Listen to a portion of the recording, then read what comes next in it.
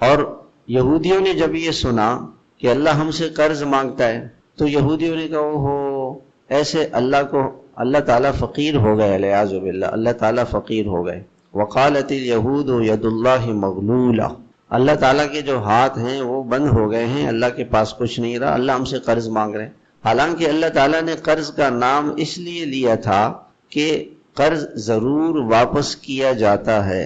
اللہ تعالیٰ نے تو یوں فرمایا کہ تم مجھے دو، اس کے بجائے مجھے قرض دو، یعنی جو تم دو گے وہ قرض ہوگا میرے پاس، میں تمہیں اس کا انعام دوں گا، بدلہ دوں گا، ضرور واپس کروں گا۔ یہ ہے میں قرض لے رہا ہوں یعنی میں تمہیں ضرور واپس کروں گا، اللہ تعالیٰ یہ کہنا چاہتے ہیں۔ لیکن یہودیوں نے اللہ تعالیٰ پر الزام لگایا اور یہودیوں نے کہا کہ ہم مالدار ہیں اور اللہ تعالیٰ فقیر ہیں۔ لقد سمع اللہ قول الذین قالوا ان اللہ فقیر ونحن اغنیاء، اللہ تعالیٰ نے ان یہودیوں کی بات سنی جنہوں نے کہا کہ اللہ فقیر ہو گئے، اللہ کے پاس کچھ نہیں ہے، والعیاذ باللہ، اور ہم بڑے مالدار ہیں۔ تو اللہ تعالیٰ بہت ناراض ہوئے اور اللہ تعالیٰ نے فرمایا غلت ایدیہم، ان کے ہاتھ بند ہوں، فقیر تو یہ ہیں، وَلُعِنُوا بِمَا قَالُوا، یہ ملعون ہے، یہ اللہ کی رحمت سے دور ہیں۔